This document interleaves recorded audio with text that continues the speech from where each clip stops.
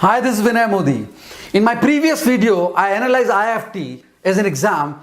In this video, my endeavor is to analyze XAT, Xavier Aptitude Test, through which one can actually aspire for a multitude of management exams focusing on XLRI, XIM Bhubaneswar, Goa Institution of Management and various other institutions. And then I would like to take a dispassionate look at TISS also, one of the most celebrated institutions in India and maybe worldwide, which focuses on absolutely different approach. To begin with, let me talk about XAT, Xavier Aptitude Test.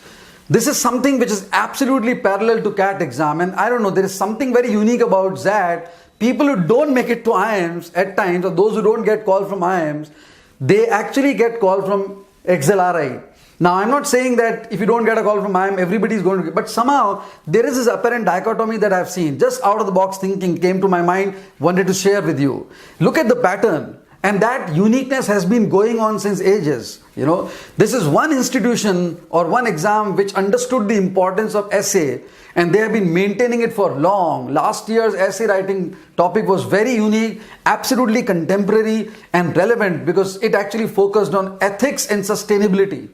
And of course, very unique topics have been there in the past, like ships are safer in the harbor, but they are not meant for the same, or Stockholm syndrome. And of course, something which is very intriguing and excitable, but the disappointing part is that there are two parts of the exam. The first part focuses on three broad sections. One of them is very unique section, which is decision making. Again, something which is based on intuition, logic, balancing, and being very prompt in making choices.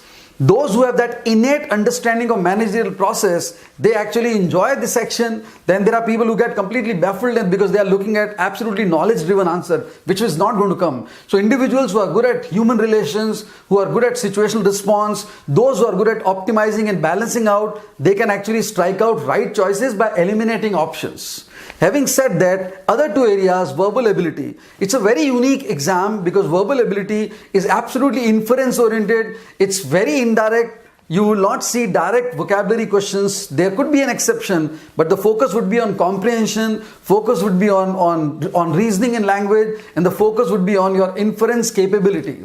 The third part, the data part or the number part, again, is not very easy. Rather, it favors people who have very strong balance between number and logic.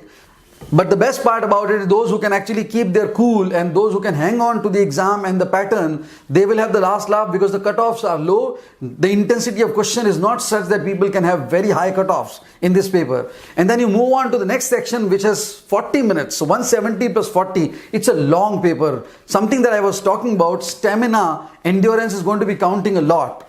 40 minutes, there are two different aspects. General knowledge, which was never part of XAT 2 years back, has been a very integral part of XAT now with essay writing. So you have to really try and divide time according to your understanding. I'm talking about the next part. Now, a lot of people think that since marks are, because evaluation will take place when people get their calls, as far as second part is concerned. But my take is, be very clear. These are very smart people. They actually have some reason that they have actually not done or they have not gone for adding marks at the written level. Essay writing is a challenge, so don't take it lightly that since marks are not counted, I'm going to write essay and just get away with this. I think one needs to focus on social issues which are very sensitive for environment, universe, like corporate governance, like sustainability, like globalization, all economic ideologies like capitalism, socialism, communism, and Indian economy, gap between rich and poor, and women empowerment, technology disruption. These are issues that, for example, this year Brexit or WTO losing its relevance, or the threat of global war or trade war looming large. These could be very important issues this year.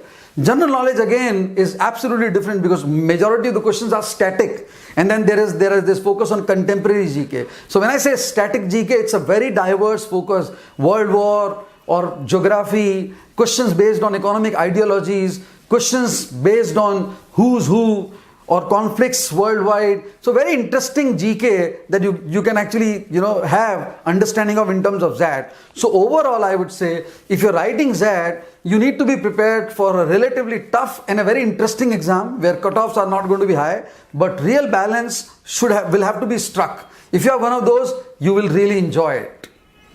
Moving on to one of the most celebrated exams in India, TISS NET. It was not online paper till about 2 years back, but now since it's online, the focus has to be completely driven by that. Incidentally, a lot of people who fear mathematics, for them TISS NET is like a boon, because TISS has a very clear understanding of what it is looking at in terms of future students. So it's never a maths heavy paper. It's not a data heavy paper. Rather, it's a very, very sensitive paper, I would say, which focuses more on logic, basic logic, and your understanding of language. And that's why this paper, and they know that this is not the only threshold barrier that they have to create. So they have essay writing and then they have personal interviews. So weightage is 40%, 30%, 30%. So in terms of 40% weightage, you are judged on the basis of language, logic, and general awareness. Maths, in terms of maths, is not isolated section. Language is completely diverse. Like in SNAP, you'll have synonyms, antonyms, fill in the blanks, reading comprehension, idioms and phrases, phrasal verb. So one needs to really have very diverse orientation towards TISS exam, and then crack language part. Not exceptionally tough, manageable. General knowledge focus a lot on social indices like Human Development Index, like Corruption Perception Index, like inflationary tendencies, worldwide gap between, and of course, let's say government schemes, awards, international awards for social welfare, peace prizes, peace award, Nobel Prize. So that kind of question, and then some parameters or maybe certain changes which have taken place. That's what GK that you will find in terms of TISS. If you are really focused and sure that you will be able to go further, start writing essays and start preparing social indices. For example, write on women empowerment.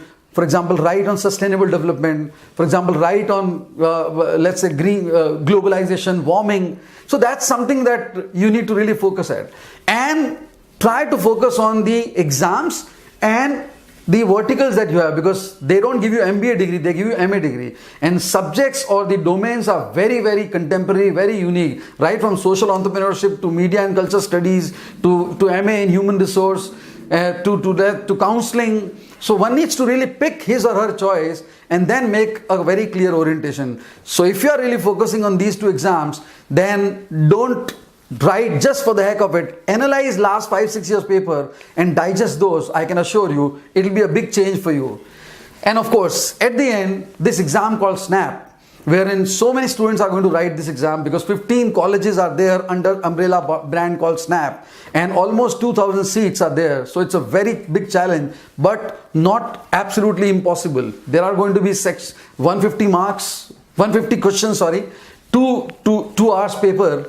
And in 150, that's the last year's pattern, and very conventional in terms of 4 sections: general knowledge, language, logic, and maths.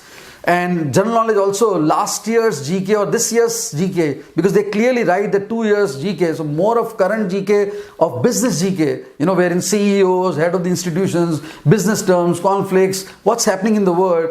And of course, last year the GK was tricky, not very easy as it had been in the past, wherein questions were very diverse, even science, a lot of questions based on science, geography, and policy decisions. So people would have to be really good at reading newspaper. If you are reading newspaper and you are daily, or you are absolutely focused in terms of it, I think nothing can stop you in terms of this exam. Data interpretation and reading comprehension would be a challenge, because they are very tricky, not very easy. People think that they are easy, but then one has to really practice a lot before actually they get into it. And of course, last year's exam clearly suggested the cutoff was low. So don't give up. You have 15 institutions, and there are institutions which can call you even at lower cutoff. So keep that margin in mind and prepare for these exams. With this, we are almost coming to the end of the entire series. I'm sure these videos have added immense value, and if you've really liked these videos, I would like you to actually give me the feedback so that I'm inspired to add more value. Wait and hang on for some time, because let's say in 15 days, 20 days times, or maybe next 1 month, I'm going to bring the entire personality orientation for you, and will focus on nuances of group discussion, person interview, contemporary issues, case studies, role play, whatever. So I think it's going to be very exciting. It was absolutely exciting for me this time as well, sharing my thoughts with you. Thank you so much. All the best.